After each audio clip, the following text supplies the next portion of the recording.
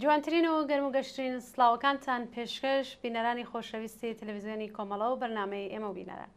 زۆر خۆشحاڵین کە جارێکی تر لەگەڵ چاوان دەبینە میوانی ماڵەکانی ئێوە بۆ پێشکەشکردنی ئەم بەرنمەیە کە هەموو ڕۆژانی جمعە پێشکەش بە ئێوەی خۆشەویست دەکرێت. زۆر سپاس گوڵ نازگیان لەلایەن منیشەوە گەرم و گەشترین سڵاوەکانتان پێشکەش بێت بینەرانی خۆشەویستی تەلەڤیزیۆنی کۆمەڵەوە بە تایبەت بەرنامەی ئێمە بینەران. خۆشحاڵم جارێکی تر دەبینەوە میوانی بەرنمەکەی ماڵەکانتان بۆ پێشکەشکردنی بەرنامەی خۆتان واتە ئێمە بینەران کە هەموو هەفتەیەک پێشکەش دەکرێت و کۆمەڵێ نامە و بابەتی ئەوەی خۆشەویست لە خۆ دەگرێت کە هیوادارین تاکو کۆتایی بەرنمەکە لەگەڵمان بن. گوڵ نازەگەر موافق بی پێش دەستپێکردنی بەرنمەکە ناوبڕێک گوێر بگرین سروش شتێکی کوردستان ببینین اینجا ئەڕۆینە سەر بابەتەکانمان. فەرموو.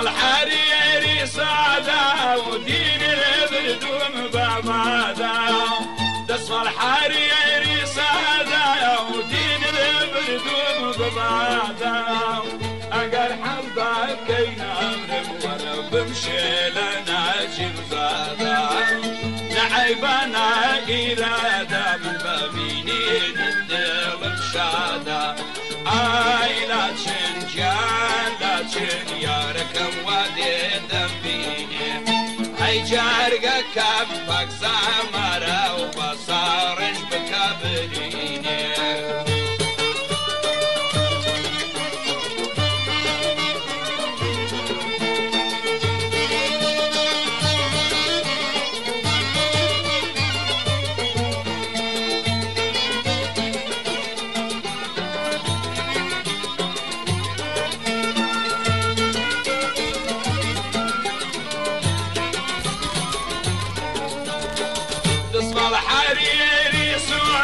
برم قديد علي بالنورة قصدك بزارية هل ليس ذو سمتورة عشقي قدو بلايبو بلاكي دالي تورة آي لا تنجان لا تنياركم دي بابي بينم جرقي منها ويلاد لتا أو سارج دكابرين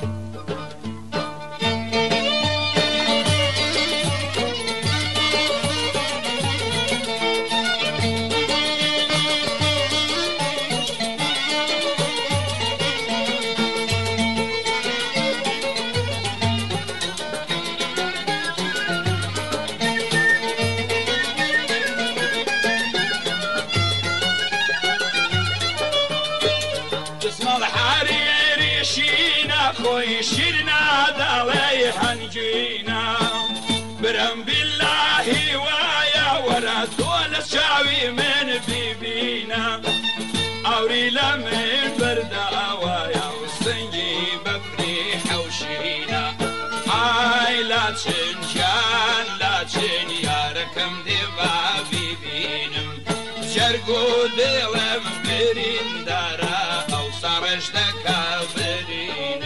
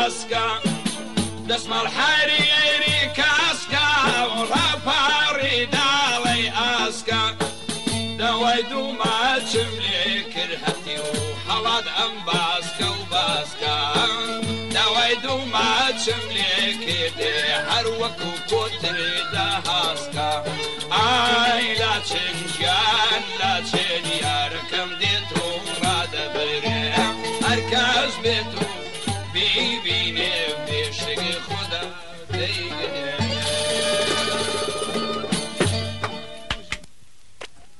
چاوان کاگی اقبال لسنەوە راپۆرتێکی لەسەر ناڕزایەتی کۆمەڵێک چالاکوانی مەدەنی و ژینگە پارێزی سنە بۆ فەنسکێشان یان پژینکێشانی شارەداری لە بەشێک لە داوێنی کێویاوێر بۆ نردووی. ئەمە بابەتەکەس. بەپێی ئەم راپۆرتە ڕۆژی هەینی 20 پوشپەر کۆمەڵێکی زۆر لە خەڵکی شاری سنە و چالاکوانانی مەدەنی و ژینگەی لە بنار ئاوێر کۆبوونەوەیەکی ناڕزایەتیان ڕێخست و فەنسکێشانی شارەوانی لە داوێنی کێویاوێریان مەحکوم کرد. لەم چەند ڕۆژەی ڕابردوودا شارەوانی سنە دەستی کردووە بە پژینکێشان لە بەشێکی کێوی ئاوێر و تێکدانی بەشێک لە زەمینەکانی ئەم شوێنە. بڵێ گوڵناز سپاس بۆ کاگەڵ بۆ ناردنی ئەم راپۆرتە. ئەوەی ڕاستی بێ لە درێژای 46 ساڵ حاکمیەتی ڕژیمی تاوانباری ئیسلامی ئەمە یەکەم جار نییە کە دامەزراوە حکوومەتیەکان لە ڕێگای جۆر بە جۆرەوە دەست دەکەن بە تاڵان و تێکدانی ژینگەی کوردستان. لە ڕاستیدا تێکدانی ژینگە بەشێک لە شەڕی کۆماری ئیسلامی دژ بە خەڵکی کوردستانە. تا ئێستا کۆماری ئیسلامی ئێران کە بە هۆکاری سیاسەتی پڕ لە هەڵێ لە مەسەلەی ئاودا زۆربەی ناوچەکانی ئێرانی بەرەو وشکبوون و وێرانی و بە بیابانکردن بردووە و پیشە سازیەکانی کشت و کاڵ و ئاژەرداری لەم وڵاتەدا تووشی قەران کردووە لە کوردستانیش لە ماوەی چەند ساڵی ڕابردوو بە پیلانگیری دوژمنکارانی وەک سیاسەتی سووتمانی لە وەرگاکان و برۆدەن بە قاچاقی دار بە ئاشکرا قۆڵی لە نێوبردنی دارستانەکانی کوردستانی هەڵماڵیوە. هەروەها ئاوەرتێبەردانی دارستان و لە وەرگاکانی کوردستان کە لە ماوەی چەند ساڵی ڕابردوودا بەردەوام بووە بە تەواوەتی ژیان و بژێوی مەڕدارانی کوردستانی خستۆتە مەترسیەوە. دیاردەی قاچاقی دار و داربڕین لە ناوچەکانی مەریوان، بانە و سەردەشت پەرێسەندووە و لە ماوەدا بە چەندین باندی داربڕی بێمۆڵەت بە قاچاق کەوتون نەسەگیانی دارستانەکانی کوردستان و لۆری داری دار قاچاق دەکەن.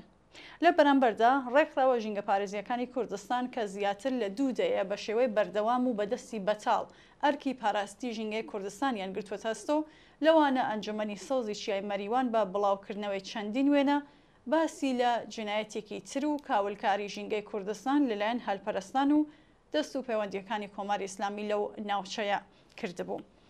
بەڵێ کردەوەی شارەداری سنە لە ئیدامەی ئەو کاولکاریە لە هەمان کاتدا سندنەوەی ئاویەر لە خەڵکە سوپای پاسدارانی کۆماری ئیسلامی ئێران بۆ تەکمیلکردنی سیاسەتی شەڕەنگیزانەی ڕژیم دەرهاق بە خەڵکی کوردستان و چوونە شەڕ لەگەڵ ژینگەی کوردستان لەم ساڵانەی دواییدا دەستی داوەتە سناریۆ و پیلانی هەمە چەشنە لەوانە بوونی هێزی پێشمەرگەی کوردستان لە دارستانەکانی کوردستانیان کردووەتە بیان و بۆ ئاوەرتێبەردانی دارستانەکانی کوردستان.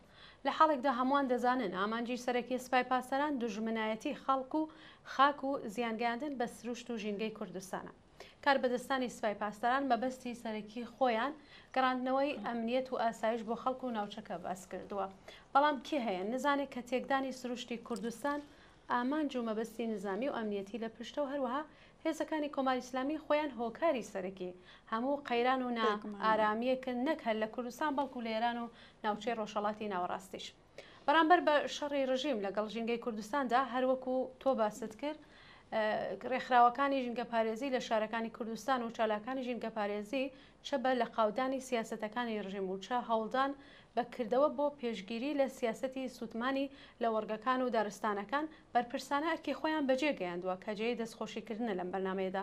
بەڵام ئەوان بە تەنیا و دەست بەتاڵ ناتوانن بەگژ ئەم پیلانگەریانەی ڕژیمدا بچنەوە بۆیە ئەرکی تاک بەتاکی کۆمەڵانی خەڵکی کوردستانە بەکردەوە یارمەتیدەر و پاڵپشتی ڕێکخراوەکان و چالاکانی ژینگە پارێز بن و ئەرکی خۆیان بەڕێوەبەرن و بەرامبەر بە شەڕی هەلپەرستانە واتە باندەکانی تاڵانکردن و بەگشتی بەرامبەر بە شەڕی ڕژیم لەگەڵ ژینگەی کوردستاندا یەکگرتوانە ڕاوەستن و پارێزگاری لە ژینگەی خۆیان کەن. بێگومان خەڵکی شاری سنە لەگەڵ محکومکردنی ئەم تاڵانە و تێکدانی ئاشکرای بەشێک لە داوێنی کێوی ئاویەر لەلایەن داگیرکەرانی کوردستان و لە بەرامبەر ئەم کردەوەی شارەوانی بە هەر بیانوێک بێدەنگ نەبن و ڕێگا نەدەن کە ئاوگێر ئەم نیشانەی وەستان و بەرەنگاری سنەی سوور لەناو ببرێت و تاڵان بکرێ. هەرچەند لە ڕۆژی چوارشەممە داباس لەوە کرا کە ئیدارەی سەرچاوە سروشتیەکانی سنە بە فەرمانی وستانداری کوردستان بەدەم داخوازی خەڵکەوە چووە و ئەم فەنسانەی کۆکردوەوە. تا ئێستا و هەواڵانە باس لەما دەکایتر لەوانەیە لە داهاتوودا هەواڵەکان زۆرتر ڕوون بێنەوە. زۆر سپاس گۆڵناز ناوبڕێک گوێربگرین ترێشە پا بەرنامەکەمانە دەین. مكين سركا ويان وشيوه هاي خاليتهم جان وجان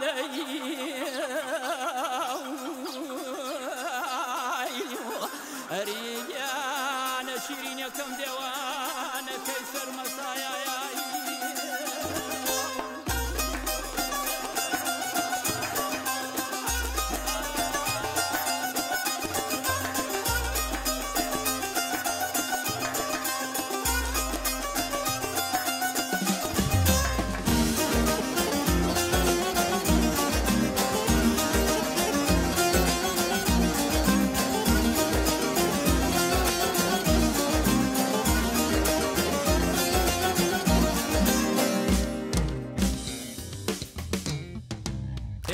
پرور دیلان کی یکسانین سادهی زاگروس و سروشتی جوانی پرور دیلان کی یکسانین سادهی زاگروس و سروشتی جوانی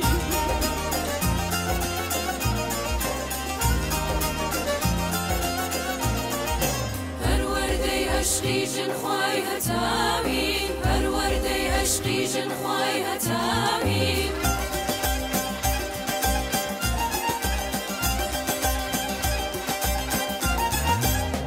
وستي ما فوهزي جناني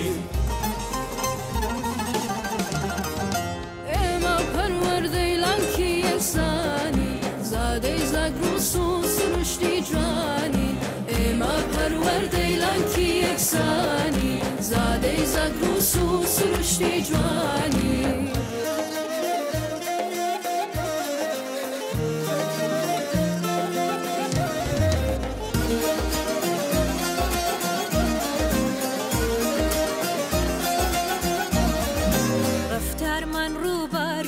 کردار من گلو گلزارە ڕەنگامەی زارمان ڕەفتارمان ڕووبار چیا کردارمان گلو گلزارە ڕەنگامەی زارمان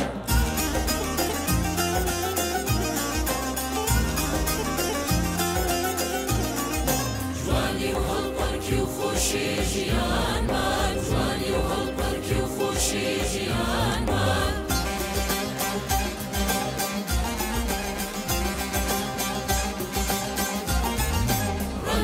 بخشيتا دشتوك وسارمان اما پرور دیلان کی یکسانی زاده زاگروس و سروشتی جوانی اما پرور دیلان کی یکسانی زاده زاگروس و سروشتی جوانی زاگروس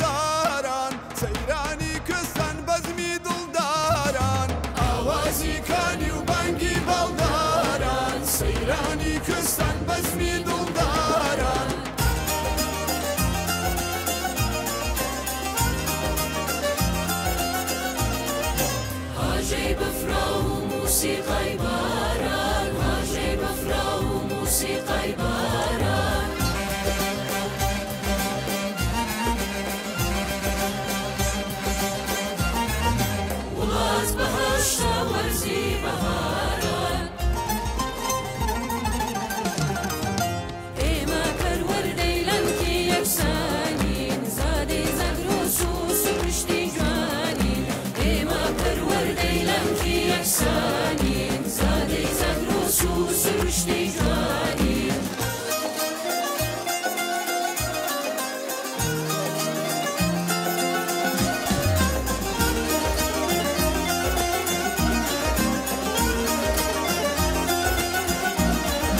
نیشتمان کانگای خاوەن هەستانە چەموچیایە باخ و بستانە نیشتمان کانگای خاوەن هەستانە چەموچیایە باخ و بستانە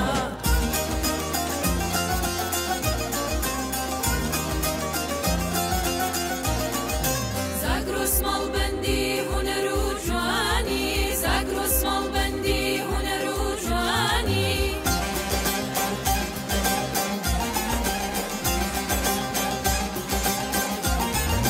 بووکی جیهانی من کوردستانە ئێمە پەروەردەی لەنکی یەکسانین زادەی زاگرۆس و سروشتی جوانین ئێمە پەروەردەی لەنکی یەکسانین زادەی زاگرۆس و سروشتی جوانین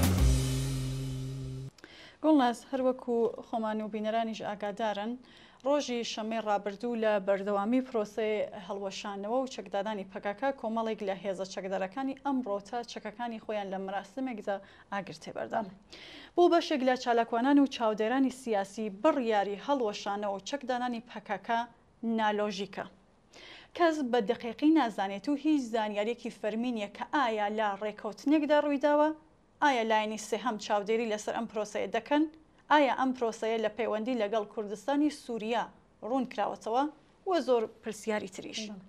پەکاکە ڕوتێکی بێزمون نییە چون لە ماوەیەکی کووردا گەیشتە ئەو ئامانجەیەکە خۆی هەڵبوەشێنێتەوە و چەکدانێ.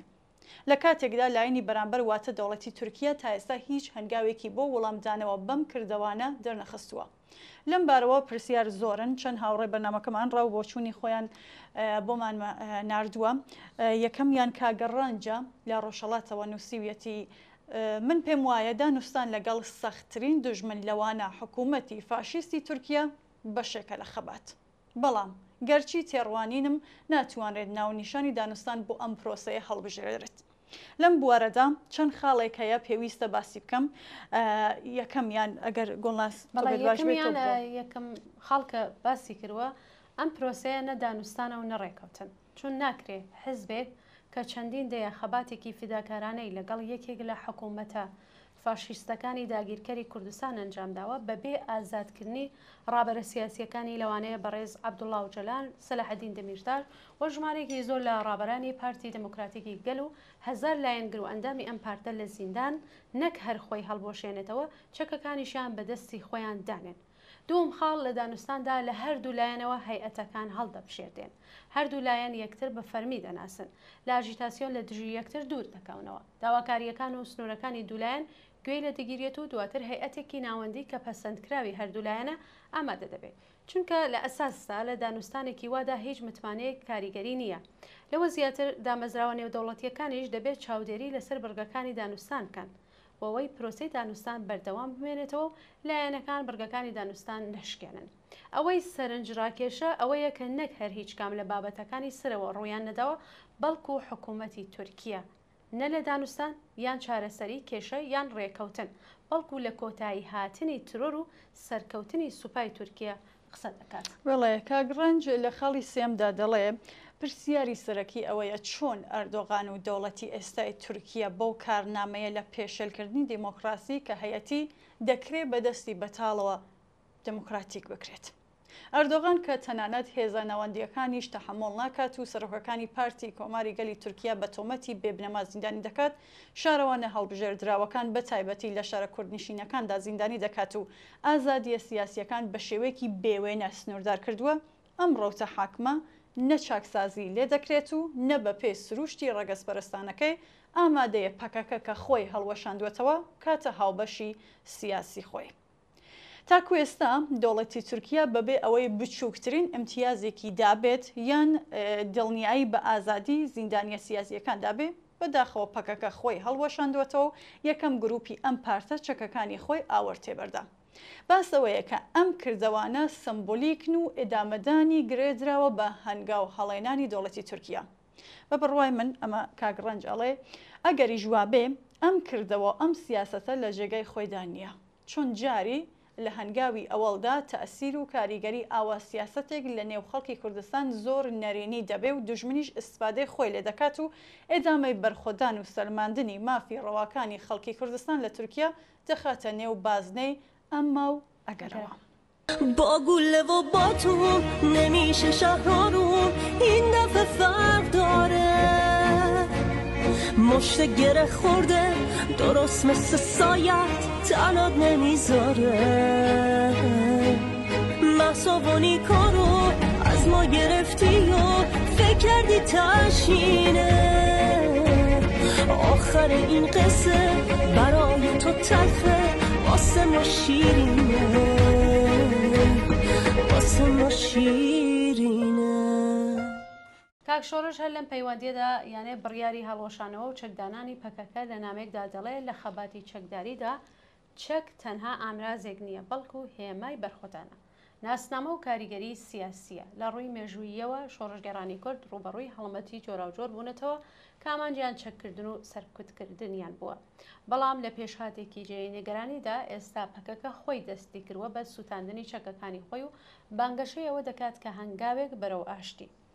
لە ڕووکەشدا ئەم هەنگاوە ئاماژەیەکە بۆ نیشاندانی نیازپاکی خۆیان بۆ بەشداریکردن لەوەی کە ناوی لێنراوە چارەسەری دموکراتیانە بۆ دۆزی کورد لە تورکیا. بەڵام دەرەنجامەکرداریەکانی ئەم کارە نیگەرانی جددی دروست دەکەن. سەرڕای هەوڵەکانی چەکداماڵین هیچ بەڵگەیەکی بەرچاو نییە کە دەوڵەتی تورکیە سازشی سیاسی یان یاسایی کردبێت. بە پێچەوانەوە دەوڵەت بەردەوام لە وەسفکردنی پرۆسەکە وەکو بەشێک لە ئستراتیژی ڕوبەڕووبوونەوەی تیرۆر زاراوێ کە دۆزی سیاسی کورد بۆ کێشەیەکی ئەمنی کورد دەکاتەوە و شەرعیەتەکەی ڕەت دەکاتەوە. بڵێ بە داماڵینی تاگلایەنە پەکەکە پێگەی سیاسی خۆی دەخاتە مەترسیەوە. بەبێ گەرانتی بەبێ دانپێدانانی دەستوری و بەبێ نەخشە ڕێگایەکی ڕوون بۆ مافەکانی کورد ئەم جۆرە دەست پێشخەریانە زیاتر لە خۆبەدەستەوەدان دەچن لە ژێروەهمی دیپلۆماسیەتدا نەک هەنگاو بەرەو ئاشتی. ئەم چەکداماڵینە کە وەک سەرکەوتنێک پیشان دەدرێت ڕەنگە ئاکامێکی پێچەوانەی هەبێت و ببێتە هۆی لاوازکردنی خودی بناغەکانی بەرخۆدانی کورد. ئەمەش ڕنگدانەوەی خوێندنەوەیەکی هەڵەی مەترسیدار بۆ هاوسەنگی هێز و خوێندنەوەی دۆخەکە. چونکە دەوڵەتی تورکیا ئامانجەکانی خۆی دەباتە پێشەوە و کوردیش تەنها هێماکانی سازشی بۆ دەمێنێتەوە. ئاشتی تەنیا بە لە ناوبردننی چەک بەدی نایێت، بەڵکو پێویستی بە گۆڕانکاری بنەڕەتی دانپێدانانی مافەکان و پابەندبوونێکی ڕاستەقینە بە یەکسانی هەموو پێکاتەکانەوە هەیە. تاو کاتەیە مەرجانە جێبەجێ نەکرێن سووتاندنی چەک ڕەنگە هێمایەک بێت بۆ ئاشتی، بەڵام چارەسەر نییە. زۆر سپاس لەم هاوڕێمانە بۆ ناردنی ئەو پەیامە. جێگای خۆیەتی ئاماژە بە چەند خەڵکەین کە زۆر جاریش باسمان کردووە گۆڵاست. خەڵکی کوردستان داوایەکی ڕەوا و بەرحەقی هەیە. ئێستایشی لەگەڵ بێ خوازیاری ئەوە بووە کە مافەکانی لە ڕێگای ئاشتی و هێمنانەوە بباتە پێشەوە. شەڕ و خەباتی چەکداری بژاردە یەکەمی خەڵکی کوردستان نەبووە، بەڵام بە درێژایی مێژوو هێرش و پەلاماری سەرکوت کراوە. پێشێلکردنی مافە سەرەتاییەکانی لە ژێر پرۆپاگەندای شەڕ لەگەڵ تیرۆریست و جودای خواز و ئامڵی بێگانە بەردەوام بووە. لە واقعدا خەباتی چەکداری لەلایەن دەوڵەتانی داگیرکەر بە خەڵکی کوردستان تەحمل کراوە. بۆیە ئەگەر باس لە ئاشتیە پێش خەڵکی کوردستان ئەمە دەوڵەتەکانن کە دەبێن یاسپاکی خۆیان لە داگیرکاری و سەرکوتی خەڵکی کوردستان و ژێرپێنانی مافەڕەواکانیان نیشاندن. ئەم قسەیە بۆیە پێویستە چۆن پرسیار و ڕەخنە لە سیاسەتی پەکەکە مانای ئەوە نییە کە خەڵکی کوردستان عاشقی چەکن یان حەز بە ئێدامەی خەباتی چەکداریەکەن. چاوان با منیش شتێ زیاد کەم هەروەکو باست کرد خەباتی چەکداری یەکەم بژاردەی خەڵکی کوردستان بۆ دیفاع لە خۆیان بەرامبەر بە سیاسەتی سەرکوت نەبووە. ئەم شکڵ و شێوازە لە خەبات تەحمیلی بووە. دیارە پێشینەی دوور و درێژی هەیە. بەم حاڵەشەوە خەڵکی کوردستان هیچ کات خۆی بەم شێوازە لە خەبات نەبەستوتەوە. لە ڕۆژهەڵاتی کوردستان ئەگەر لە سەرەتادا خەباتی چەکداری سەنگەرێک بوو کە خەڵکی کوردستان بەرامبەر بە هێرش و پەلاماری کۆماری ئیسلامی تاویدا، بەڵام ساڵانی دواتر بە بەرتەسکبوونەوەی ئەم شێوازە لە خەبات و مەحدودیەتەکانی نەکشانەوە و بەرخودانی خۆیان لە شێوازێکی تریانێ لە سەنگەری ترواتە سەنگەری خەباتی مەدەنی و جەماوەری ئیدام پێدا. بۆیە ئێستا سەرڕای داگیرکردنی کوردستان، سەرڕای بێدەنگبوونی خەباتی چەکداری، بزوتنەوەی شۆڕژگەڕانی خەڵکی کوردستانی یەکێک لە بەهێزترین بزوتنە جەماوەریەکانی ساحەی سیاسی ئێرانە. جا ئێستا پرسیارەوەیە ئەم سیاسەتە دەبێتە هۆی بەهێزکردنی بزوتنەوەی جەماوەری لە کوردستانی تورکیا؟ ئایا خەباتی مەدەنی و جەماوەری بۆ سەلماندنی مافەڕەواکانی خەڵکی کوردستان ئەم سەنگەرە پڕ دەکاتەوە؟ ئەمانە و کۆڵە پرسیاری تر لەوانەیە هینی بینەرانمان بێت کە هیواداری لە داهاتوودا بتوانین جوابی بینن.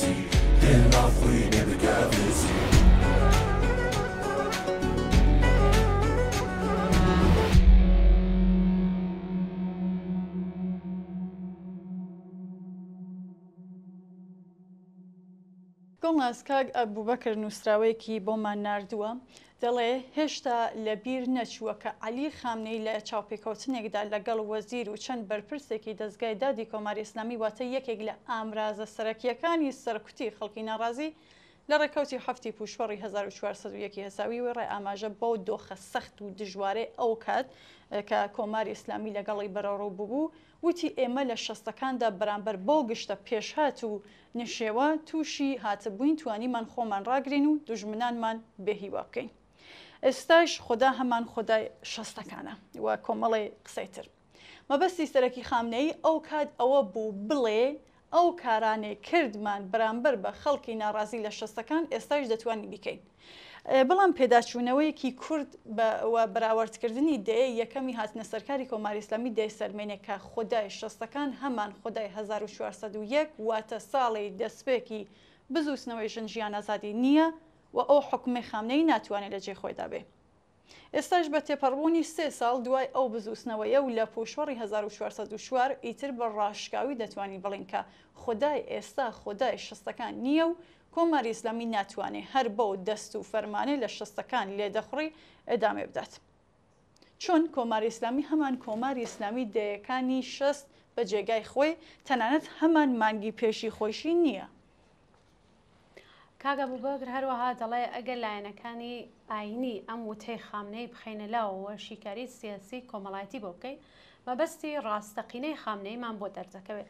خامنەیش وەکو هەر دیکتاتۆرێکی دیکە لە سیستمێکی سیاسی ڕەها و سەرکوتگەر وەکو کۆماری ئیسلامی گوێی لە دەنگی جیاواز دەخەوێنێ و چاوی لە حانای ئاڵوگۆڕەکان دەقوچێنێ و بۆیشی میلێکی بەهێزی بەرەو درێژە پێدان بە هەمان شێوازی جارانی حکمڕانەی ڕادەکێشێت تا جێگایەک کە تازە بینێت و ببیسێت و دەنگ و ڕەنگی ئاڵوگۆڕەکان درەنگ دەبێت و ڕۆیشتن بەرەو هەڵدێر بە هیچ فێڵ و تەڵەکەیەک پێشی پێناگرێت. لە شەستەکاندا کۆماری ئیسلامی هێشتا پشتگیری بەشێکی زۆری حەشیمەتی ئێرانی بێجگە لە کوردستان لەگەڵ بوو و دەنگ و هاواری ناڕازیانی زۆر بە زەحمەت دەبیسترا و کوردستان لە خەبا دژی کۆماری تازە بەدەسەڵات گەیشت و بە تەواوەتی تەنیا مابوو. هەر بۆیشە دەسەڵاتی سەرڕۆ بە پشتگەرمی زۆرینەی خەڵک لەسەر بنچینەی ناوشیاری و کالفامی بەرامبەر ڕژیمی سەرکوتگەری ئاینی تازە بەدەسەڵات گەشت و توانی لەسەر دەریایەکی خوێن خۆی بسەپێنێ بەسەر خەڵکە. لە کەشوهەوایەکی لەو شێوەدا کۆماری ئیسلامی دەیتوانی بکوژێکی تاوانبار و تینووی خوێنی وەکو خەڵخاڵی بەرداتەگیانی خەڵکو و لە بەناو مەحاکمەی چەند خولەکی و زۆر جاریش بەبێ مەحاکمە و لێپرسینەوە مێرمەنداڵێکی تەنیا بە تۆمەتی بڵاوکردنەوەی ڕاگەیاندنێکی دژی حکومەت لە سێدارە بدات. لەوانە لە سێدارەدانی بە کۆمەڵی 59 کەس لە لاوان و مێرمەنداڵانی شاری مەهاباد کە تا ئێستاش شوێنی بە خاکسپاردنیان لە بنەماڵەکانیان شاردووەتەوە. هەمیسان بە ناوی خودای شەستەکان کۆماری ئیسلامی تازە بەدەسەڵات گەیشت و بە حکمی خومینی چەندین هەزار زیندانی و بەندکراوی سیاسی کە خەریکی تێپەڕکردنی حکومەکانیان بوون و بەشێک لەوانە لە مانگەکانی کۆتایی حکومەکانیاندا بوون کەوتنە بەر یەکێک لە قیزەوەندترین کۆمەڵکوژی مێژووی هاوچەرخ و بەبێ ئەوەی تەرمەکانیان ڕادەستی بنەماڵە و خۆشەویستەکانیان بکرێتەوە لە شوێنێکی نادیار بەبێ ڕێزی فرێدرانە ناو گۆڕە بە کۆمەڵەکان و شوێنەکانیشان تا ئێستا دیار نییە. بەڵێ کۆماری ئیسلامی توانی لە ڕێگای سەرکوتی بێبەزەیانەی نێرانی سیاسی لە کەشوهەوایەکی نائاسایی پڕ لە وەهم و ناوشیاری جەماوەر لە ناوەڕۆکی ڕاستەقینەی دەسەڵاتی ئاینی بێئاگایی لە تاوانەکانی ڕژیمی تازە بەدەسەڵات گەیشت و لە زیندانەکان و لە کەشوهەوایەکی پڕ لە ترس و خۆفی نەیاران و دژبەرانی کە ئەو کات کەمایەتێک بوون خۆی وەک دەسەڵات بسەپێنێ. ئەماژە بەوەش بکەین کە سیستمە سیاسیە پاوانخوازەکان کە لە ئەنجامی شۆڕشێکی جەماوەری تەیار بە ئیدۆلۆژیکی ئاینی دێنە سەرکار گیان سەختترین لە ڕژیمە دیکتاتۆرەکانی دیکەن. ئاڵوگۆڕەکان لە ئاستی کۆمەڵایەتی و سیاسی بە شوێنەی ڕوودەدەن و کار بەدەستانی باڵای سیستمەکە کەمتر هەست بە گۆڕانی دۆخەکە دەکەن. وتەی خامنەی کە خودای ساڵی 6 هەمان خودای ئێستایە لە ڕاستیدا نیشانەیەکە لەو سەرسەختی و هەوڵدان بۆ وەستانەوە بەرامبەر ئاڵوگۆڕەکان. کۆماری ئیسلامی وەک زۆربەی دەسەڵاتە تۆتالیترەکان پشتەکراو بە ئایدۆلۆژیەکی تایبەت واتە تێکەڵاویەک لە خوێندنەوەیکی تایبەتی ئاینی شیعە و دژایەتی لەگەڵ دیموکراسی ڕۆژاوایی هاتە مەیدان کەچی هەر زۆری پێنەچوو بەرهەمەکەی بوو بە قوڵتربوونەوەی کلێنەچینایەتیەکان و هەڵکشانی زۆرتری نەعەداڵەتی ئاوێتە لەگەڵ بێمافی لە ڕادەبەدەر. ئەزمموی جەماوەری خەڵک لە دوای یەکدەیە چەندین دەیەواتە حکومڕانی کۆماری ئیسلامی وای کرد کە لە ڕاستیدا هەرچی لە ساڵەکانی ئەوەڵی دەسەڵاتی ڕژیم خاڵی بەهێزی بوو بە پێچەوانێ خۆی هەڵگەڕایەوە و بوو بە خاڵی لاواز.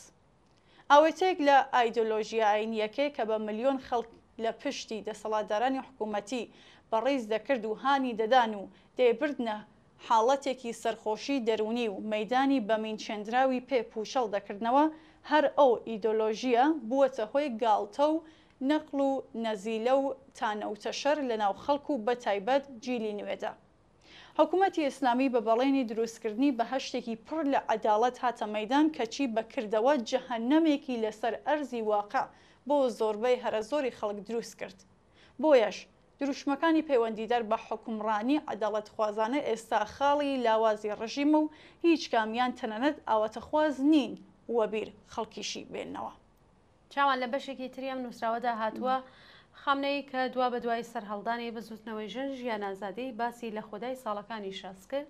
بێگومان ئاماژەی بەوەیە کە نەیاران و دژبەرانی ڕژیم بە هەمان شێوەی شەستەکان بکەونە بەر سەرکوت و ڕەشەکوژی و قازیەکانیشی پەیتا حکمی لە سێدارەدان بۆ دژبەرانی حکوومەت ببڕنەوە. دیاریکردنی دام و دەستگای قەزا بۆ وتاربێژە بە هەڵکەوت نییە. بەڵام تەنانەت لەو مەیدانەی شاواتە سەرکوتی خەڵک و کوشتوبڕیان لە کاتی ئەتراز و ناڕەزایەتی خوداکەی ئەو کات هەر هەمان خودای ئێستایان نییە. ئەگەر لە شەستەکانە سەرکوت و زیندان و کوشت و بڕ ترس و خۆف دەخستە دڵی خەڵک و بێدەنگیان دەکردن، ئێستا تووڕەیان دەکات و قین و نفرەتیان لە ڕژیم زیاتر دەکات. بزوتنەوە ناڕزایەتیەکان لە ساڵەکانی 96 98 و ئاخرین بزوتنەوەی ژینا باشترین شایەت حاڵی ئەم ئیدعایەیە. خودای خامنەیی لە زیندانەکانی وەکو خۆی نەماوە بۆ فریای نایەت و هەتا بە فریای ناکەفێ. چیتر بەندکراوان لە بێدەنگی و بێسەر و شوێنیدا فرامۆش ناکرێن و دیوارەکانی زیندان ڕێگەر نین لە بیستنی ناڕزایەتی و دەنگی هەقوازیان. گومان لەوەدا نییە کە ئەم ئاڵوگۆڕە لە کۆمەلگای ئێران بەرهەمی پرۆسەیەکی چەندیندەیەی حکومڕانی ڕژیمە لە ئێران و پێشهاتێکی کتوپڕ نییە.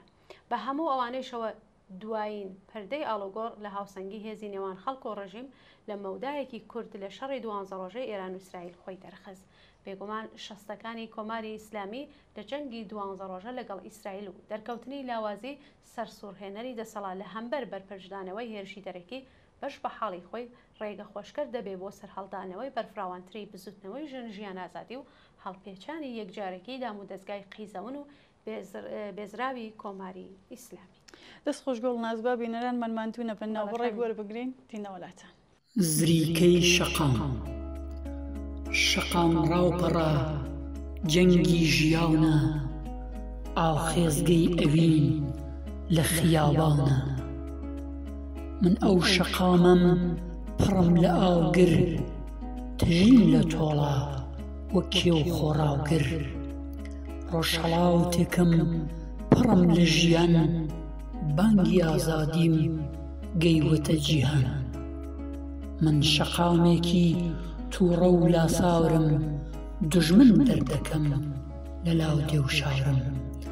خوێنم جماوە و پاک خڕۆشاوم ئاگرێکی بەتین وا لە هەناوم. ڕۆژهەڵاوتێکم پڕم لە ژیان بانگی ئازادیم گەیوەتە جیهان. گڕم بورکاونم پشتم چیاوەیە دژمنی بەزی و پوشی دەمباوەیە. شاورم حەماسم شەقامی ڕاسا و دژمن زەلیلە و کەوتووە داماوە. ڕۆژهەڵاوتێکم پڕم لە ژیان بانگی ئازادیم گەیوەتە جیهان. شاری ڕاپەڕی و کچ پێشەنگەتی دەچڕێ سرودێک دژی کۆیلەتی. شار و ژیان و ژینا و ئازادی دەچڕن گۆرانی دژ بە بێدادی. ڕۆژهەڵاوتێکم پڕم لە ژیان بانگی ئازادیم گەیوەتە جیهان. شار و شەقام و ڕۆژهەڵاوتی گڕ خوێنی جماوە و دژمن دەکا قڕ. من ڕۆژهەڵاوتم زێدی زاراکان بە خوێن دەینووسم ڕێگای ژینە و ژیان. ڕۆژهەڵاوتێکم پڕم لە ژیان بانگی ئازادیم گەیوەتە جیهان. ئیتر ناوەستم هەتا سەربەستی شایانم نییە ژینی ژێردەستی. شەقام ڕاوپەڕە جەنگی ژیاونە ئاخێزگەی ئەوین لە خیابانە. ڕۆژهەڵاوتێکم پڕم لە ژیان بانگی ئازادیم گەیوەتە جیهان. نازنامێکی تری بەرنامەکەمان هاوڕێ ئاڵا لە بۆکانەوە بۆی ناردوین و دەڵێت حکوومەتی ئێران بە دوای وەستانی شەڕی 12 ڕۆژەی لەگەڵ ئیسرائیل و ئەمریکا هێرشێکی بێسنووری لە سەرکۆت گرتن و لە سێدارەدان بە تین و تەوەژمێکی زۆرترەوە بەرامبەر هەڵسوڕاوانی بزوستنەوە کۆمەڵایەتیەکان و چالاکوانانی بزوستنەوەی ژن ژیان ئازادی و دژ بە خەڵکی ئێران بە شێوەی گشتی دەست پێ کردووە. ئەم جارە دەست لە هیچ ناپارێزێت و جگە لە بیانوەکانی پێشوو پاساوی سیخۆڕی و پەیوەندی بە دژمنەوە بە بیانوەکانی پێشووتریشی زیاد کردووە. لە پاڵ پڕۆپاگەندای نەتەوەپەرستی و نیشتمان پەروەری کەوتووەتە هەڕەشتنی ڕق و کینە و سوکایەتیکردن و بێڕێزیکردن بە پەنابەرانی ئەفغانستان. ئەوانی بەنیشانە گرتووە وەکو بەهانەیەک لەژێر ناوی سیخۆڕیکردن بۆ ئیسرائیل فەرمانی دیپۆرتکردنەوەی بە کۆمەڵی بۆ دەرکردوون. ژیانی چەند میلیۆن لە پەنابەران و کۆچبەرانی ئەفغانستانی کە بێبەشترین چین و توێژی کۆمەڵگە ئێرانن خستووەتە بەردەم هەڕەشە و مەترسیەوە. ئەوە لە کاتێکدایە کە هەمووان دەزانن سیخۆڕەکانی ئیسرائیل نە خەڵکی یاسایی ئێران و نە پەنابەرانی ئەفغانستانی بەڵکو ئەندام و بەرپرسانی خودی دام و دەستگای سەربازی و هەواڵگریەکانی ئێرانن کە بەهۆی گەندەڵی سیستماتیکی ئەم نیزامەوە بوونەتە نۆکەری ئیسرائیل و خانەیان لە ڕێزەکانی ڕژیمدا دروست کردووە. بەڵێ ئاڵا هەروەها دەڵێ ئەم هەڵوێستە دوژمنکارانەیە بەرامبەر بە پەنابەرانی ئەفغانستانی لەژێر ناونیشانی پرۆژەی یاسای ڕێکخراوی کۆچبەری نیشتمانی کە لەلایەن حکوومەت و پارلەمانی ئێران پەسەندکراوە کە گۆیا بۆ پاراستنی ئاسایشی نیشتمانیە گۆیا تەنها ئەو پەنابەرانە دەگرێتەوە کە کارتی پەنابەریان نییە. ئەم هەنگاوە تاوانکارانەیە و ڕەگەزپەرستانەی حکوومەتی ئێران ئەو هاوڵاتی ئەفغانستانیە و خێزانەکانیان ڕوبەڕووی دڵەڕاوکێ و سەختی زۆر کردوێتەوە کە بەهۆی شەڕی ناوخۆ و ڕووداوەکانی ساڵەکانی هەشتاکانی سەدەی ڕابردوو شەڕی ئەفغانستانەوە ڕوویان بۆ ئێران هێناوە و ژیانی خۆیان و خێزان و منداڵەکانیان دامەزراندووە. ئەم پەنابەرانە لەگەڵ بێبەشبوونیان لە مافە زۆر سەرەتاییەکانیان و دەستڕانەگەیشتنیان بە چاودێری تەندروستی خوێندن و پاراستنی یاسایی و ناچارکردن بە کاری سەخت و پڕمەترسی وە کەمی کرێ هەمیشە ترسی دەستگیرکردن و دیپۆرتنەوە وەکو تارماییەک بە سەرسەریانەوە ڕاگیرەوە. هاوکات وەکو هاوڵاتی پلەدوو مامەڵەیان لەگەڵ دەکرێت تا ئێستا زیاتر لە 700,000 ئەفغانستانی پێش ئەم بڕیارە لە ئێران دەرچوون. تەنها لە مانگی پێشوو 230,000 ئەفغانستانی دیپۆرت کراونەتەوە. لە هەندێک ڕۆژدا زیاتر لە 40,000 کەس تەنها لە یەک خاڵی سنووریدا گەڕاونەتەوە. ڕێکخراوی ئەمنیستی ئەنتەرناسیۆناڵ و ڕێکخراوی نەتەوەی گرتوەکان بۆ کاروباری پەنابەران چەندین جار داوایان کردووە دەسەڵاتدارانی ئێران مامەڵەی هەڵاواردن لەگەڵ کۆچبەرانی ئەفغانستانی ڕابگرن و داوایان لێکردوون کە دەستڕاگەیشتن بە خزمەتگوزاریە سەرەتاییەکان و پاراستنیان دەستەبەر بکەن. بەڵێ لە بەشێکی تری ئەم نامەیەدا نامەکەی هاوڕێ ئاڵادا هاتووە دەستگیرکردن و دیپۆرتکردنەوەی پەنابەرانی ئەفغانستانی لەلایەن کۆماری ئیسلامی ئێرانەوە کردەوەیکی ئەو پەڕی فاشیستی و ڕەگەزپەرستانەیە کە ڕووی لە تاقیر و جیاکاری نێوان ئینسانەکانە. هەوڵەکانی تاقمی دەسەڵاتدار لە ئێران هەمان سیاسەتی ئەو ڕەوتە فاشیزم و ڕەگەزپەرستانەیە دەباتە پێشەوە کە ترەمپ بەرامبەر بە کۆچبەران لە سیاسەتی دوێ ئەمریکادا پەیڕەوی لێ دەکات. لە ئێرانیش قەیرانی ئابووری کە بەرۆکی کۆماری ئیسلامی ئێرانی گرتووەتەوە قەیرانی بێکاری وڵاتەکە دەخەن ئەستۆی پەنابەرانی ئەفغانستانی و تاوانبار دەکرێن وەک بارگرانیەک نیشان دەدرێن نەک وەک تاکێک کە پێویستیان بە پاراستن هەیە. خەڵکی کرێکار و زەحمەتکێش لەسەر بنەمای نەتەوەچیەتی دابەش دەکەن و ئەوان بە ئێرانی و ئەفغانستانی فارس و کورد تۆرگ بەلوچ تەفرەقە لە ناویاندا دەچێن و لە دژی یەک هەڵیان دەخڕێنن. نابێت ڕێگە بدرێت کۆماری ئیسلامی ئێران لەم تاوانە کە بەرامبەر پەنابەرانی ئەفغانستانی بەڕێخستووە سەرکەوتن بەدەست بێنێت. خەڵکی ئازادیخواز و مرۆڤدۆستی ئێران زۆر لەوە هۆشیارترن کە ڕژێم بە سیاسەتی ڕەگەزپەرستانە و هەڵاواردن فریویان بدات. لە دۆخێکدا کۆماری ئیسلامی دەست بۆ ئەم سیاسەتە دەباتکە لە ناوخۆدا لەگەڵ قەیرانێکی قوڵی یابووری و سیاسی و کاریگەریە بەرفراوانەکانی سزا نێودەوڵەتیەکانیشەوە بەرەوڕوە. شکاندنەوەی ئەم ئەزمایە بەسەر ژیان و گوزەرانی چینی کرێکار و خەڵکی نەداردا کاریگەری زۆر سەخت لەسەر ژیان و گوزەران و خزمەتگوزاریەکانی خەڵکی ئێران دروست کردووە. ئێستا بە دوای ئەگربەستی شەڕی 12 ڕۆژە دووبارە لە هەوڵی خۆسازدانەوە و بە بەدەستەوەگرتنی سیاسەتی سەرکوتگەری و داسەپاندنی پاشەکشە بە ناڕزایەتە جەماوەریەکانی ئێرانە. لەو چوارچێوەیەشدا هێرش بۆ سەر ئاوارە ئەفغانستانیەکان وەک وەسیلەیەک بەدەستیەوە گرتووە گۆڵناز بۆ سەرکوتی کۆمەلگا و لە یەکدابڕاندن و ناکۆکی خستنە ناو ڕیزی خەڵک و پەرەدان بە مەیلی نەتەوەچیەتی و ئەوانی وەک هۆکار و سەرچاوەیەک بۆ بێکاری و نەبوونی لە کۆمەلگا ئێراندا نیشاندا تا لەو ڕێگەیەشەوە شەڕ لە لێوان خەڵکی ئێران و ئەفغانستانیشدا هەڵگیرسێنێت و ئەمەش بکاتە بربەستێک لە بەردەم هاوپشتی جەماوەری لە کۆمەلگا ئێراندا. هاوڕێڵا لە کۆتاییدا نووسیوێتی ئایندەی کۆمەڵگای ئێران لەلایەن ئەم دەسەڵاتە ئاینی و گەندەڵکار و تاوانکارەدا نەنووسراوە. زوتنەوەیەکی شۆڕژگەڕانە کە لە 3 ساڵی ڕابردوودا بە دوای کوشتنی ژینە ئامینی پێی نایە مەیدانەوە کە ژنان و لاوان و کرێکاران و خوێندکارەکان پێشەنگی بوون و دەستکەوتی گرنگی بەدەستێنا دەتوانێت دۆخەکە پێچەوانە بکات و دەستی ڕژیم لە دەسەڵاتدارەتی کە لە زۆک بووە لە توندوتیژی ڕاگرێت و ئایندەیەکی ئازاد و یەکسان و خوشگوزەران کە هەموو مرۆڤەکان بە بێگوێدانی ڕەگەز نەتەوە شوێنی لەدایک بوون و یا ئاین بە کەرامەت و ڕێزەوە دەستەبەر بکات. کاتیەوە هاتووە کە جارێکی تر گوشارەکان لە ئاستی نێودوڵەتی لە ئاستی ڕێکخراوە مرۆڤدۆستەکان تند بکەینەوە تا کۆماری ئیسلامی ئێران ناچار بکەین دەست هەڵگرێت لە سەرکوت و گرتن و ئەشکەنجەوە ئێدام و هەنگاوی کۆنکرێتی بۆ پاراستنی مافی کۆچبەرانی ئەفغانستانی بگرێتە بەر و کۆتایی بهێنێت بە دیپۆرتکردنەوەی کۆچبەرانی ئەفغانستانی و دابینکردنی دەستڕاگەیشتن بە خزمەتگوزاریەکان. پێویستە کارێک بکەین کۆمەڵگای نێودەوڵەتی لە سیاسەتی ڕەگەزپەرستانی و ڕەگەزپەرستانە و فاشیستی حکوومەتی ئێران ئاگادار بکەینەوە تا فشار بخەنە سەر دەسەڵاتی ئێران بۆ ئەوەی بەپێی یاسا نێودەوڵەتیەکان مامەڵە لەگەڵ پەنابەرانی ئەفغانستانی بکات و لەم سیاسەتە دژی پەنابەریە پەشیمان بکەینەوە. پەنابەرانی ئەفغانستانی لێران شایەنی ژیانێکی باشترن و دوور لە هەڵاواردن و ژیاکاری و ئاسایش بوو داهاتوێکی دوور لە ترسن. بەڵێ گوڵناس سپاس بۆ هاوڕێئاڵا بۆ ناردنی ئەم نامەیە هەر لە پەیوەند لەگەڵ ئەم بابەتە هاوڕێ نیشتمان پەیامێکی کوردی بۆ نردوین و نووسیویەتی تاقیرکردنی ئینسان بۆ سادەترین پێداویستی بۆ مافی نان واتە لە ناوبردنی مافی ژیانە. ئەو نانەواش کەنان لە ترسان لە کەسی تر دەرێغ دەکات ناچارە لە نێوان ملکەشبوون و ئینسانیەت یەکێکیان قوربانی بکات. لەم نێوانەدا تەنها یەک براوە هەیە ئەویش حاکمیەتێک کە نانی کردووەتە ئامرازی جیاوازی نێوان ئینسانەکان. بەم جۆرە حاکمیەت نەکەر ئەفغانستانی ئێرانی و کۆچبەرانی ئەفغانستانی دەردەکات و لە ناوی دەبات بەڵکو و ویژدانی کۆمەڵگاش دەکوژێ و بێدەنگی لە ئاز ئەم جنایەتە زاڵەکات.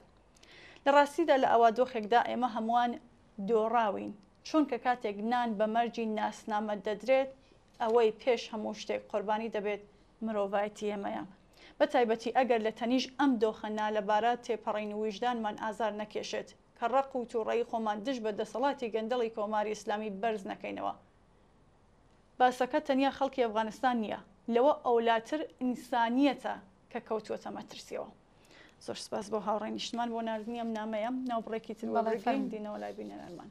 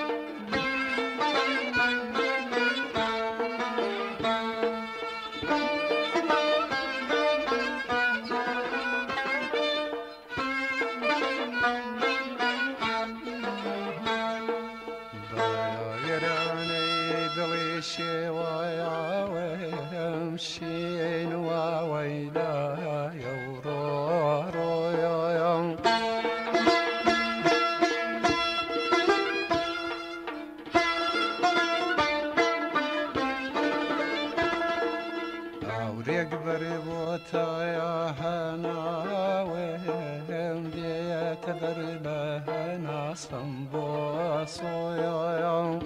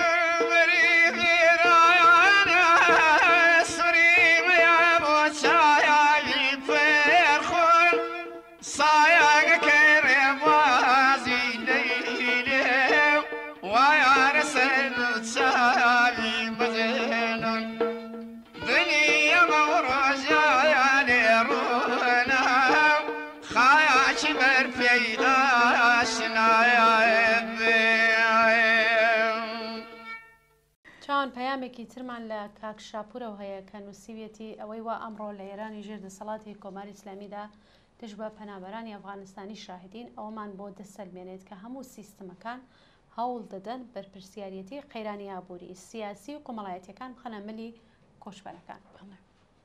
کێشەیە کە دوای شەڕی 12 ڕۆژەی ڕەهەندی نوێی بۆ خۆی وەرگرتووە و چەرتر لە جاران بەرتەوامە.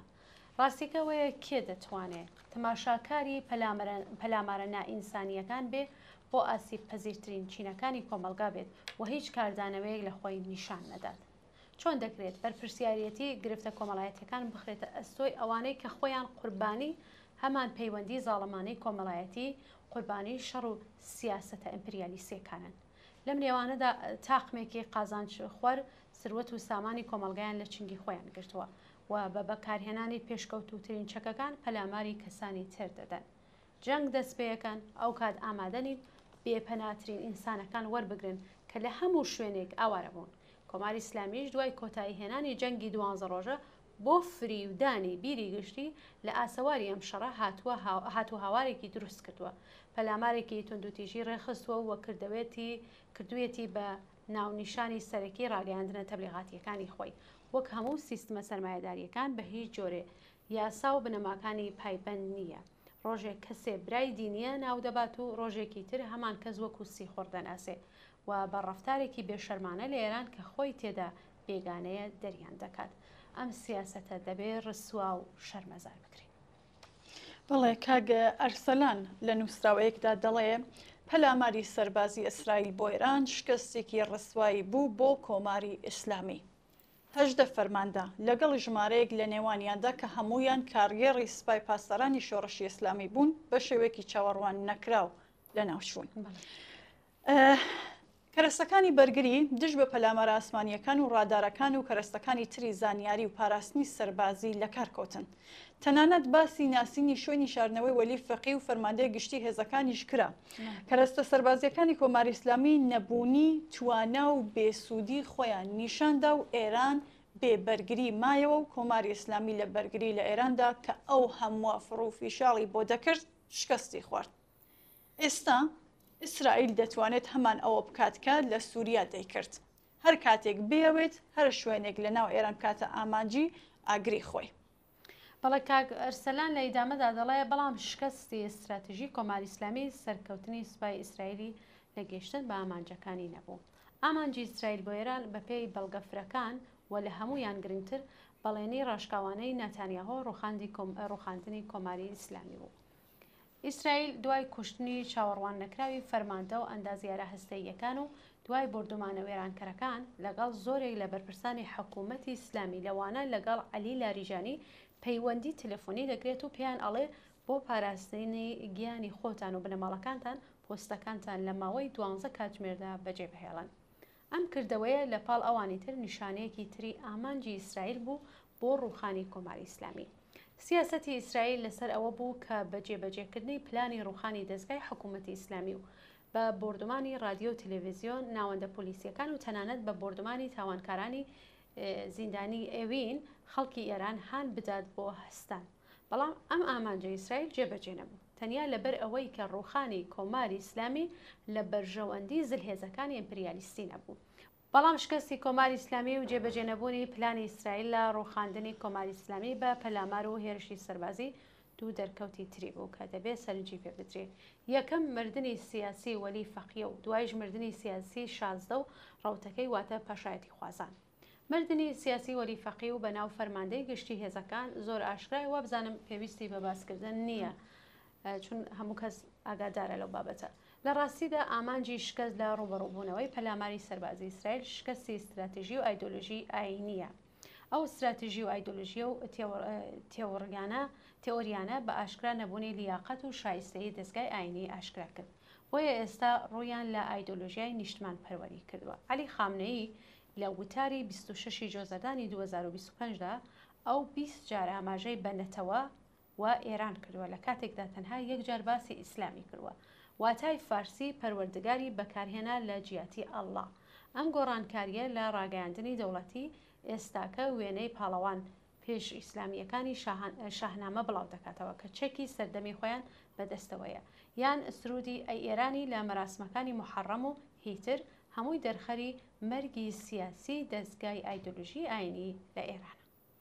بەڵێ کاگ ئەرسەلان لە بەشێکی تری نووسراوەکەیدا ئەڵێ لە هەمان کاتدا هەروەک تۆ باست کرد استراتیژی گۆڕانی کۆماری ئیسلامی لە ڕێگەی هێرشی سەربازی بە ئەنجام نەگەیشت کە لە ڕاستیدا ئەمە شکستی استراتیژی جەنابی وەکوتەوتت شازدە بوو. ناوبراو ماوەیەکی زۆرە لایەنگری ئەم استراتێژە و هاوپەیمانی نێتانیاهو لە جێبەجێکردنیدا بووە. ئەم هاوکاری و هاوپەیمانەتیە لەگەڵ سوپایەکی جینایسکار و ڕۆیشتن تا ئاستی پەسەندکردنی ئەرگ بۆ جێبەجێکردنی نەخشەکەی هاوپەیمانەتی لە ناوبردنی جەهاتوویێرانە کە لە ئاکامەکەی شکستی ئەخلاقی شازادە و مردنی سیاسی جەناوی بوو. مردنی سیاسی شازادە و شکستی استراتێژی ڕوخاندن لە ڕێگەی پەلاماری سەربازیەوە مێشکی کۆمەڵگای لە پاشایەتی ڕەزا پەهلەوی وەک ئاڵتەرناتیڤ بە تەدریج پاک دەکاتەوە. ئێستا دوای ئەم دەرکۆچەنە ینی مردنی سیاسی وەلی فەقی و دەستگای دەسەڵاتی کۆماری ئیسلامی دوای مردنی ئالتەرناتیڤی پشتبەستن بە پەلاماری دەرەکی بۆ شای دەسەڵات دوای نەمانی کۆماری ئیسلامی بۆ ماوەیەکی درێژ ناتوانێت بمێنێتەوە. هەوڵ و تێکۆشانی خەڵکی چۆسا و سەمدیتووی ئێران بۆ پڕکردنەوەی ئەم بۆشایە دەبیندرێ. لە ئێدامەی ئەم هەوڵ و تێکۆشانەدا کە لە بزوستنەوە کۆمەڵایەتیەکاندا خۆی دەرخستووە بە دوای بەهێزکردنی دەگەڕێکە بە هێزی ڕێکخراوی خۆی بەبێ پەلاماری سەربازی بتوانێ ئێران بەرەو ئازادی و ئاوەدانی بەرێ. ناوبڕێ بدەین دوای دەگەڕین و لای بینەران. فەرموون. ژن ژیان ئازادی ژن ژیان ئازادی ژن ژیان ئازادی ژن ژیان آزادی بیا بیا تو هم کنار من بخوان بخوان هوای رزممان سرود روشن سپید از پس شبان صدای غرش رهایی و خروش من که زد جوان لاله‌ای از این سرود من شکفتنی که شد نشان ما در این جهان بیا بیا تو هم کنار من بخوان بخوان هوای رزم من ژن ژیان آزادی ژن ژیان آزادی ژن ژیان آزادی ژن ژیان آزادی.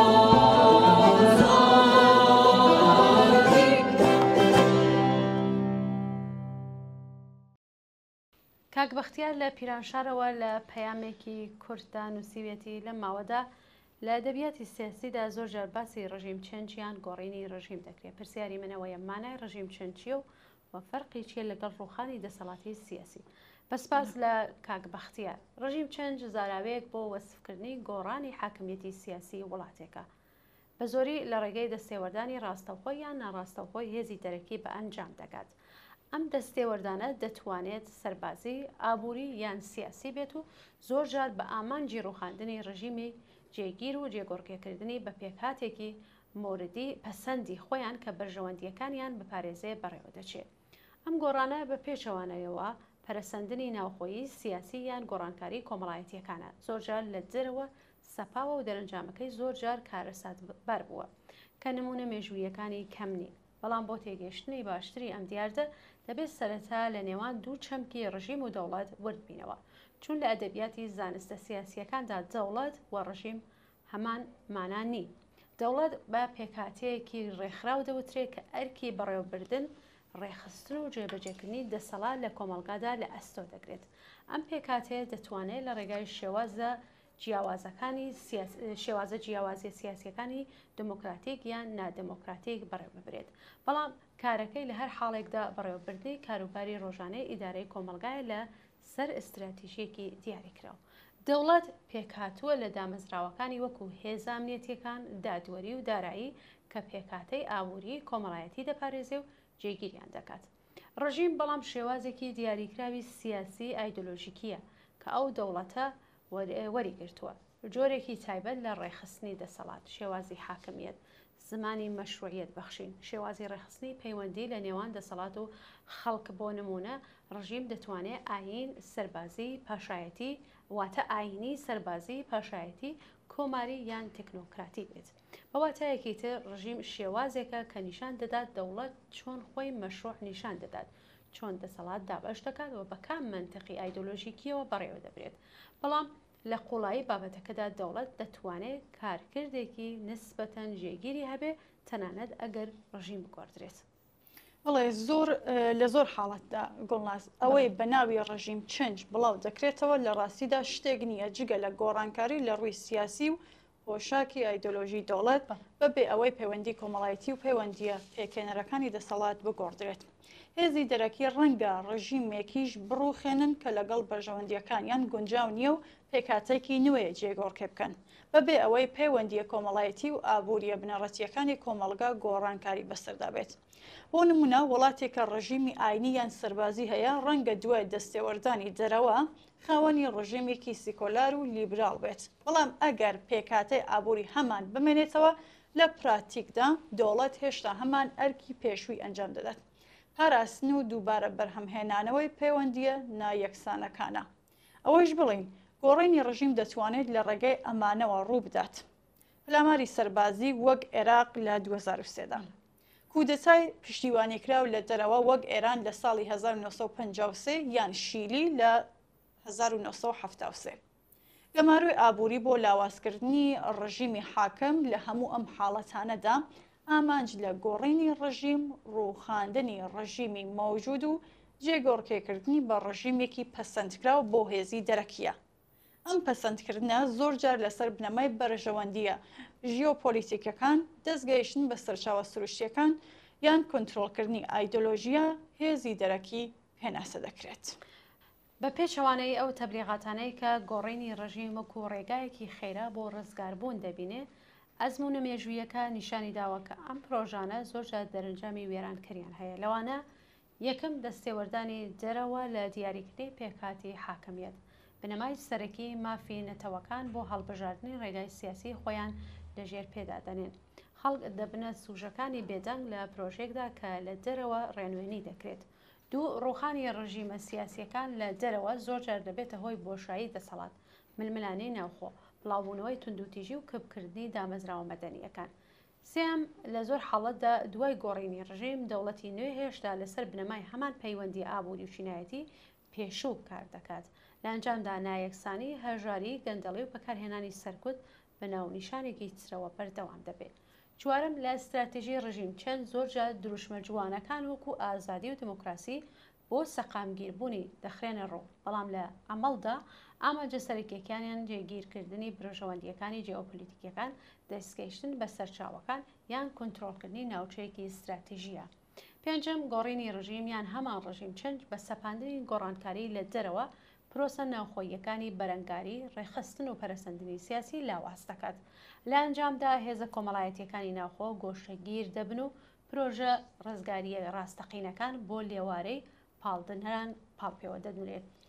بڵێ لە نیوەی دووەمی سەدەی بیستەمەوە دەوڵەتە یەکگرتووەکان و هاوپەیمانەکانی لەژێر ناونیشانی دەستێوەردانی مرۆڤ دۆستانە و بە پاساوی تێکۆشان دژ بە تیرۆریزم یان ئاسایشی جیهانی دەستیان بە گۆڕینی ڕژیم لە وڵاتانی جیاوازدا کردووە. ئەم دەستێوەردانانە زۆرجار لەگەڵ بەڵێنی ئازادی و مافی مرۆڤ بەڕێوە چووە، بەڵام بە ئەنجامێکی پێچەوانەوە بووە. دوو نمونەی دواتری ئەم ڕاستیە گۆڕینی ڕژیمی عێراق و لیبیا. گۆڕینی ڕژیم بە پێشەوانەی ئەوەی هەندێک جار تەبلیغ دەکرێت نە ڕێگایەکە بۆ ڕزگاری بەڵکو و دووبارە بەرهەمهێنانەوەی جۆرێک سەروەری بە ڕووکارێکی نوێیە. تەنانەت ئەگەر ڕژیم بڕوخێت بەبێ گۆڕانکاری لە پێکاتەکانی دەسەڵات، پەیوەندی کۆمەڵایەتی و ئابووریەکان و شێوازی ڕێخستنی کۆمەلگا گۆڕانکاریەکی بنەڕەتی ڕوونادات. ئەزمموی مێژووی نیشانی داوەکە گۆڕانکاری ڕاستەقینە کاتێک دەکرێت کە لە ناوەوەی کۆمەلگاوە بە بەشداری چالاکی خەڵک و لە ڕێگەی پرۆسەکانی درێژ و پڕچاڵشی کۆمەڵایەتیەوە شێوە بگرێت. گۆڕینی ڕژیم لە دەرەوە بە پێشەوانەی ئەم ڕێگایە زیاتر لە ژیاتی سیاست پشت بە تەکنەلۆژیای دەسەڵات و ئەندازیاری جیۆپۆلیتیک دەبەستێت و لەبەر ئەوە دەبێت بە نیگایەکی ڕەخنەگرانەوە ڕوبەڕووی ببینەوە.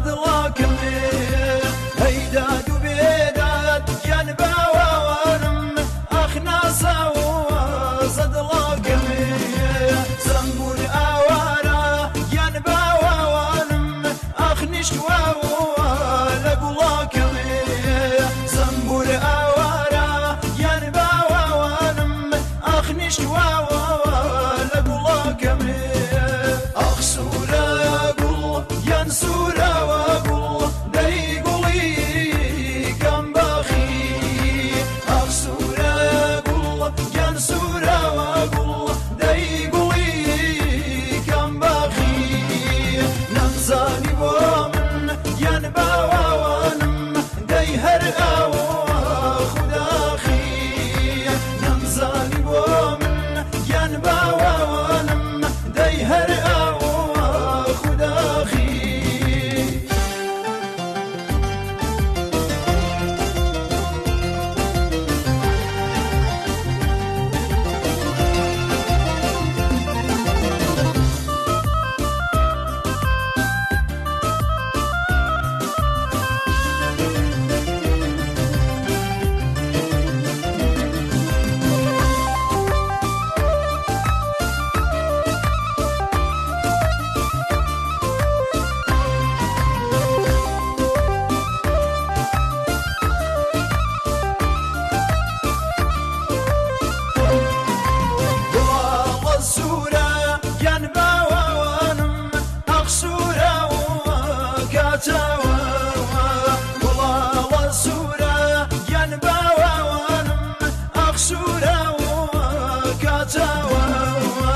سرگۆنە یارم یان باوانم ئەخبیرەوە خاتاوە سرگۆنە یارم یان باوانم ئەخبیرەوە خاتاوە ئەخ سوورە گوڵ یان سوورەوە گوڵ دەی گوڵی گەمباخی ئەخ سوورە گوڵ یان سوورەوە گوڵ دەی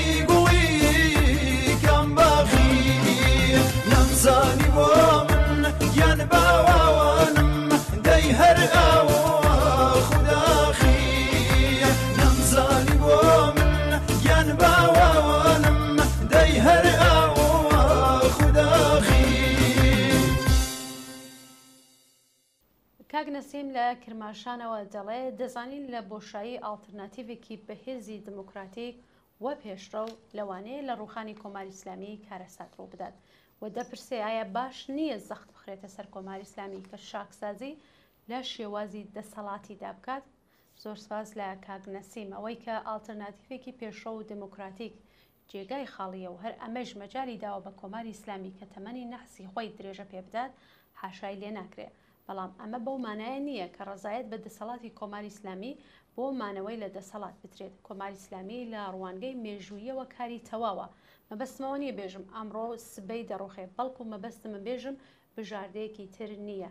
ئێستا کاتێک قسە لە ئەگەری گۆڕانکاری لەسەرەوە دەکەین ڕاستە مانای ئەوەیە کە لە خوارەوە یان لە نێو جەماوەری ناڕازیدا لە دەسەڵاتی کۆماری ئیسلامی ئامادەگی نییە، بەڵام مانای ئەوەی نییە کە ئەم ئامادەگیە پێک نایەت بە پێچەوانەوە.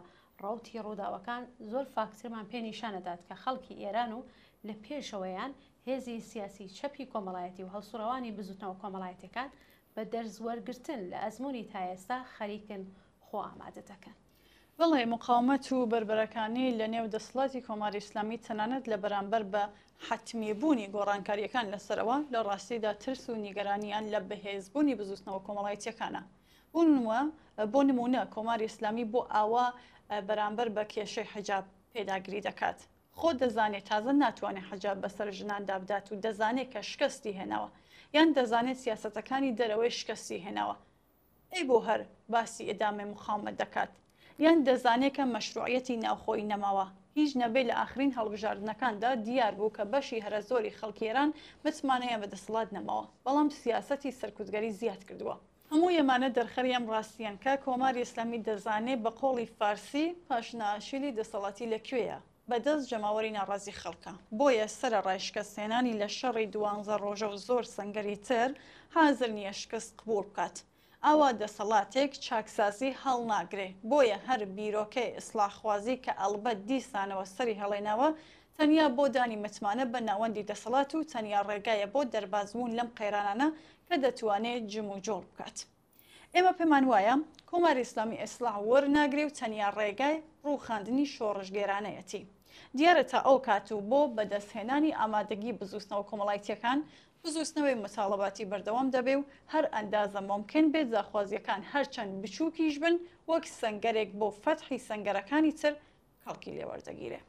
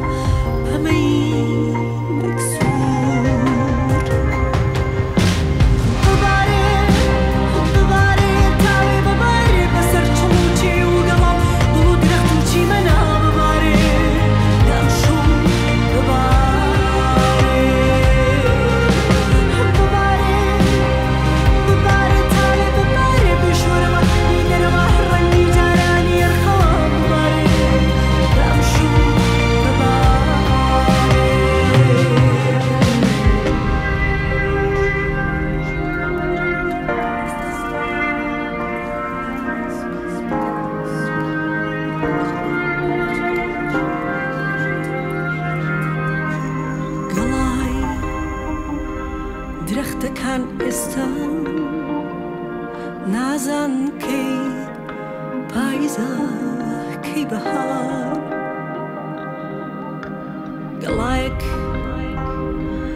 گەڵایەک کرم خوارد و گەڵایەک سەوس یەکێکی تر زەرد هەڵگەڕا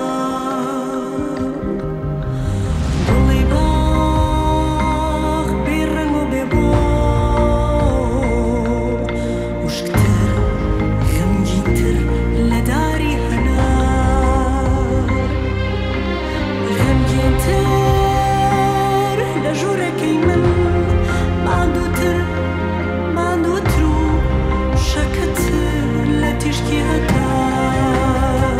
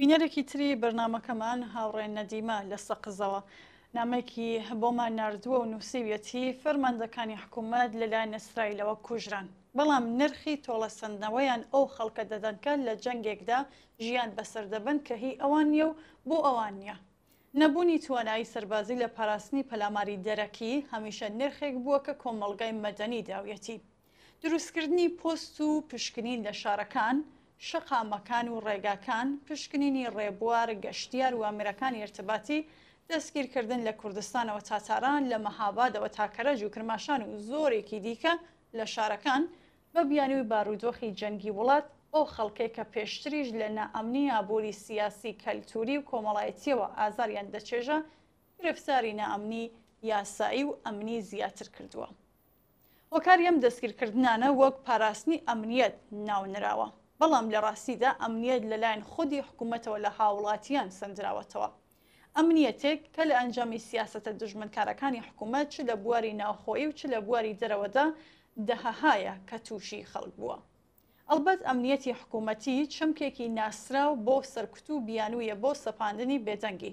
لەم جۆرە ئەمنیەت پاراستنە تەنیا بۆ دەستگای دەسەڵات مشتێک مفتخۆر و لاشخۆر و دز و گەندەڵە نە پاراستنی ئەمنیەت بۆ کۆمەلگا یانی هەر بۆ حکوومەتەکە ئەوەشیان بۆ جێبەجێ نابێ.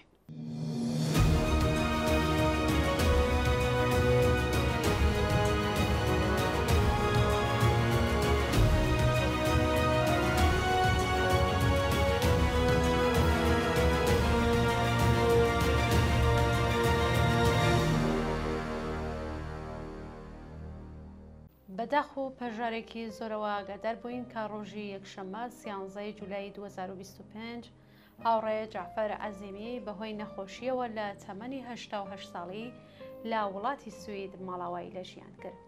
هاوڕێ جعفەر عەزیمی باوکی پێشمەرگەی گیان بەخت کرد و هاوڕێ ئیدریس عەزیمی بوو کە لە کاتی ئەنجامدانی ئەرکێکی حزبی و لە شەڕ لەگەڵ بەکرێگیراوانی کۆماری ئیسلامیدا لە شاری مەهاباد گیانی بەخت کرد.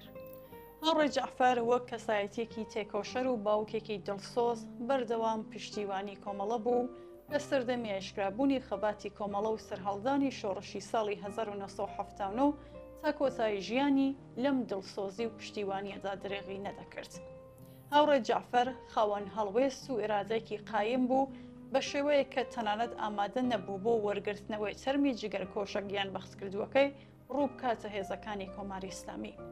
هەر بۆیە وەک کەسایەتێکی جێگای ڕێز و خۆشەویست لە ناو جەماوەردا ناسراو بوو و جێگە و متمانە و بڕوا بوو. هاوڕێ جعفەر لەگەڵ بنەماڵەکەی لە ساڵی 1989 وەک پەنابەر ڕوویان لە هاندران کرد و لە وڵاتی سوید نیشتەجێ بوون. لە دەرەوەی وڵاتیش هاوڕێ جعفەر وەک دڵسۆزی کۆمەڵەمایەوە و بەردەوام چاودێر و بەپەرۆشی چارەنووسی کۆمەڵە بوو. ئێمەش بمبوونەوە لە ڕێگای ئەم بەرنامەیە ئەو پەڕی پەژارەی خۆمان بۆ ماڵاوی لە ژیانی هاوڕێ جعفەر عەزیمی دەردەبڕین و سرەخۆشی خۆمان ئاراستەی سرجەمی بنەماڵەی بەڕێزی دەکەین و خۆمان لە غەمیاندا بە شەریک دەزانین. یاد و بیرەوەریەکانی هاوڕێ جعفەر عەزیمی بەرز و بەڕێز دەمێنێتەوە.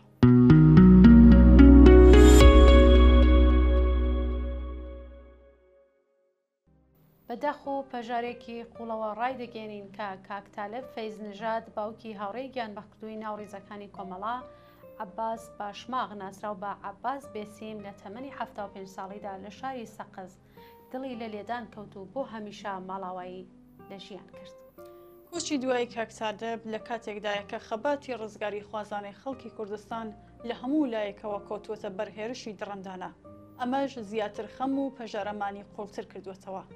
کاکتالبی زەحمەتکێش نمونەی باوکێکی تێکۆشەر و خۆڕاگر بوو کە نەک هەر ڕۆڵێکی قارەمانی پێشکەش بە شۆڕشی ڕزگاری چینی کرێکار و جەماوەری چەساوی کوردستان کرد، بەڵکو خۆشی تا دووە هەناسەکانی ژیانی وەک کرێکارێکی سەربەز لە سەنگەری خەبات دژی هەژاری و چەسانەوەدا مایەوە. کاتێک یادی کاکتالب دەکەینەوە ناتوانین یادی ڕۆڵە قارەمانەکەی هاوڕێ عەباس بیسیم نەکەینەوە.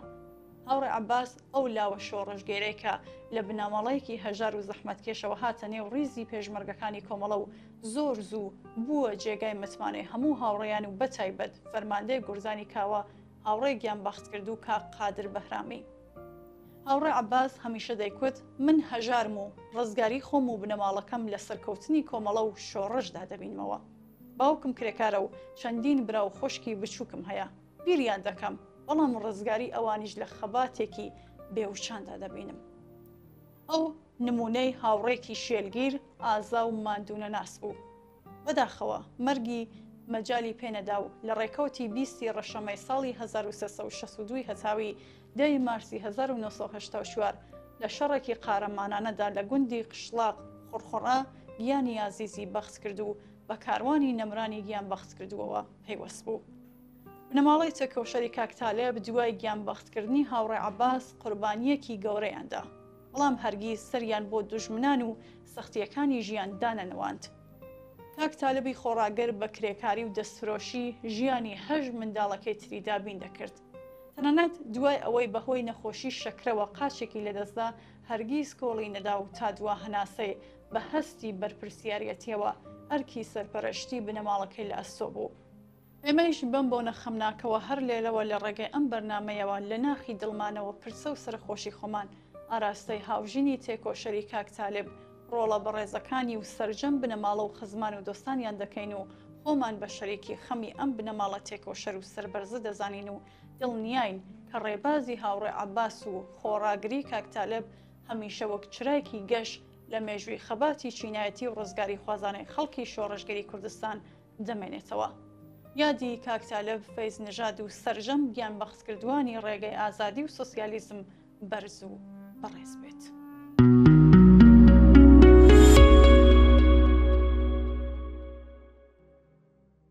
بە دڵێکی پڕ لە خەم و پەژارەوە ڕایدەگەیەنین کە ڕۆژی چوارشەمە 23 پوشپەڕی 1404 هەتاوی لە ئاوایی سەرۆقامیشی سەر بە چۆمی مەجیدخانی بۆکان دڵە گەورەکەی خاتوو مەحبەرە سوڵتانی خوشکی هاوڕێی گیان بەخت و ناوڕیزەکانی کۆمەڵە هاوڕێ محەممەد سوڵتانی ئەو ژنە خۆراگر و شۆڕژگەرەی کوردستان لە لێدان کەوت و بۆ هەمیشە ماڵاوایی لە ژیان کرد.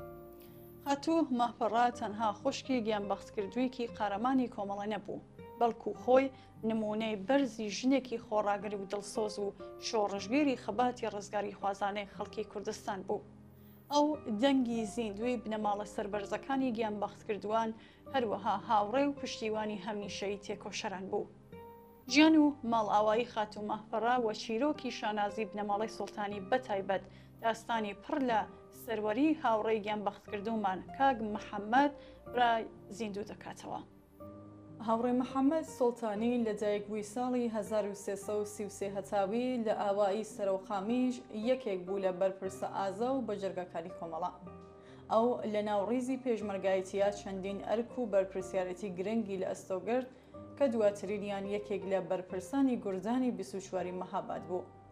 بەداخەوە لە ڕۆژێکی وەک 19 جۆزەردانی ساڵی 1362 هەتاویدا لە شەڕێکی قارەمانەدا دژی هێزەکانی کۆماری ئیسلامی لە ئاوایی حاجیاڵی کەند گیانی ئازیزی لە پێناو ئامانجی بەرزی بەخت کرد و چووە نێو ڕێزی کاروانی نەمرانی ڕێگای ئازادیەوە.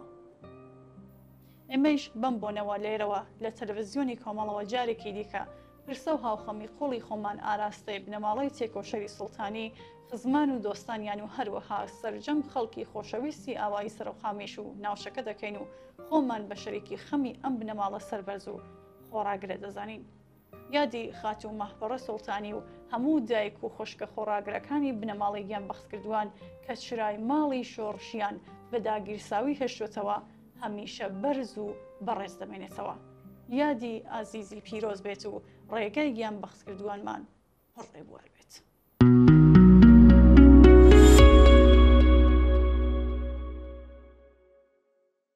بەڵێ بینەرانی ئازیز و خۆشەویست بەم جۆرە هاتینە کۆتایی بەرنامەی ئەم هەفتەی ئێمە و بینەران. هیواداری ناوەڕۆکی بەرنامەکەمان جگەی سود و ڕەزامەندی ئەوەی خۆشەویست بێ هەتا دیدارێک و چاوپێکەوتنێکی تر لە بەرنامەی ئێمە و بینەران هەر بە شادی بژی. بەڵێ ئازیزان و بینەرانی خۆشەویست زۆر سپاس کە تاکو ئێستا بینەرمان بوون. چاوەڕێ نامە و ئیمەیلی ئێوەی خۆشەویستین بۆ هەرچێ زیاتر ڕزانەوەی بەرنامەکەی خۆتان پەیوەندیمان پێوە بکەن و نامە و ڕاو بۆچوونی خۆتان بۆمان بنێرن تا بەرنامەیەکی دیکە ماڵەوە.